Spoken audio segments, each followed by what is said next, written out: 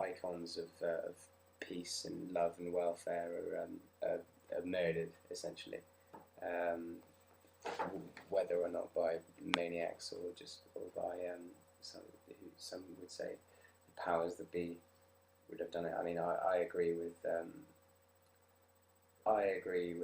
the people that would say that it was the powers that be that assassinated John Lennon,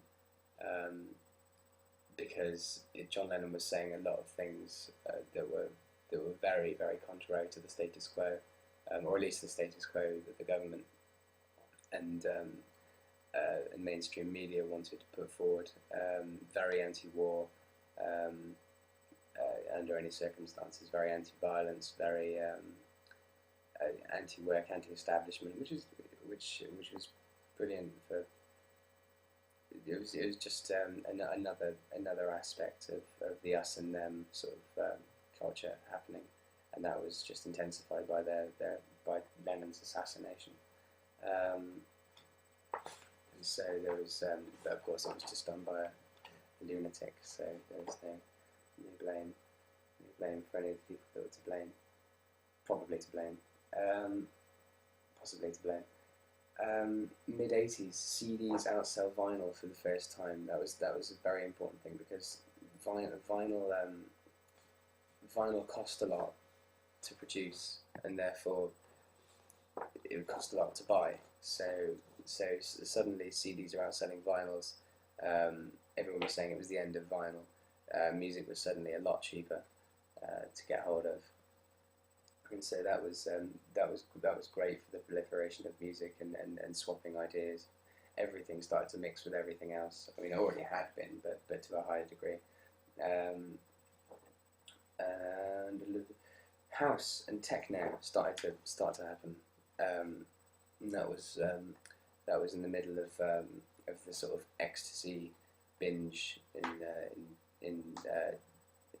I think it was either Dallas or DC, Washington DC, where ecstasy was still legal, and I think 500,000 pills of ecstasy would go down.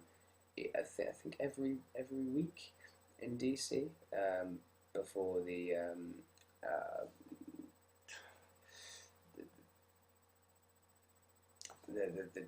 anti-drug police rushed a bill through with lots of later found to be faked evidence saying that ecstasy reduced serotonin levels in the brain, and that was all sort of hushed up. It was just ecstasy is illegal now.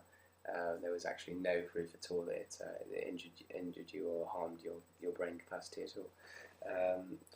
But it continued to happen, and it was the fuel of the rave movement, which carried on sort of through the 80s, through the 90s, and continues today. The rave movement is still massive, but Margaret Thatcher didn't really like the rave movement, and there were lots of busts, and lots of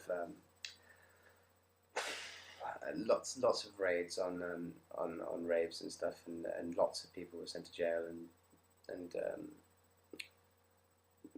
just for having a good time, really, which another wedge between us and them, and so it was a good time for me. It's all been a good time for music, basically, but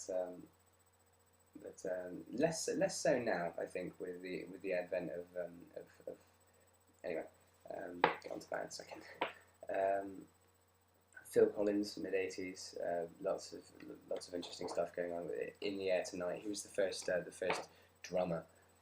He was a composer as well, but he played the drums live and sang, which was pretty unheard of before. The only other big drummer / singer was the singer from the Eagles, who not a lot of people know that it was the drummer who sang Hotel California. Very interesting to see being performed live. The Berlin Wall comes down towards the end of the 80s. That was huge.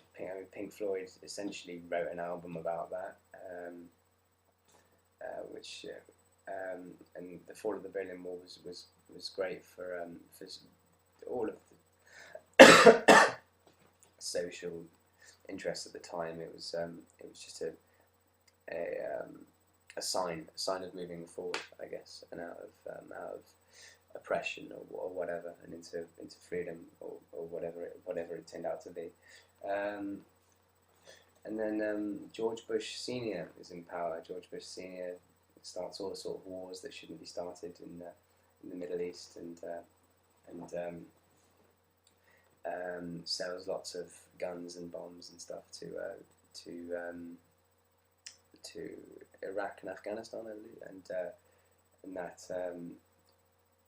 and that at the time there wasn't much music being written. Well, not much mainstream music that was noticed, or I've noticed anyway. At the time, that was resolutely and very loudly anti-establishment at that time. It was sort of seemed to be sort of an old thing now. It was punk was gone. Protest songs had happened and been done very well. So if you were sort of seemed to be doing protest songs, it was a bit embarrassing if you weren't doing them really well. So it was so that sort of all had all waned off, which was a pity really, because there were some pretty atrocious things being done by George Bush Senior.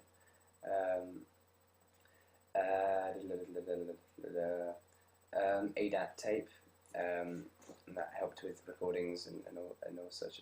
That made cheap home recordings possible, which sort of started lots of other stuff, grunge, lots of sort of lots of teenagers thrashing out in the garage and making music that way and recording it like that, and made demos a lot easier to make, and therefore good music was happening essentially. Email, first email, 1995, I think.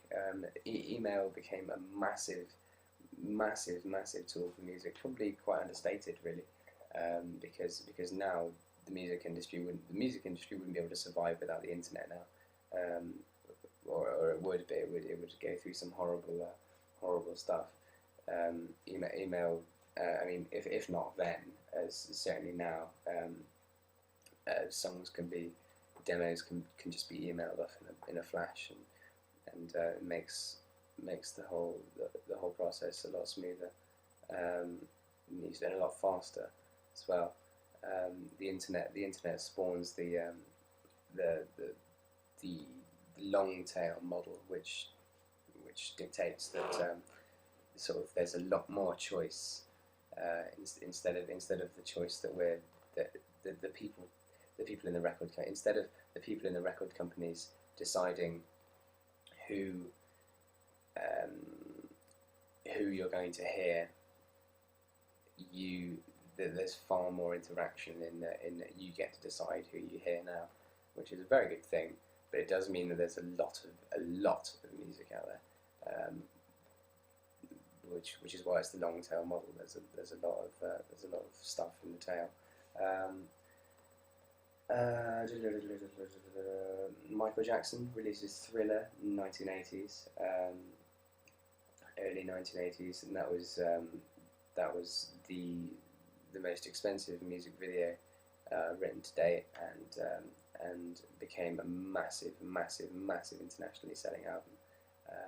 And it broke a lot of records. That was great. That was another excellent thing for racial integration in popular music. I mean, that happened now. There was lots of very successful black musicians at the time, and REM, just before the 90s started, they were very influenced by they had quite classical influences. I haven't really touched on classical stuff. REM had very classical influences, but mixed with rock and roll. So that was they were, along with Queen, actually. Queen are another one that's worth mentioning with very classical influences. They used opera in Bohemian Rhapsody, operatic singing techniques, and very interesting progressive stuff happening with Queen. The Smiths didn't please anyone or didn't please any authorities with their album "The Queen Is Dead," which is a great album, and that was another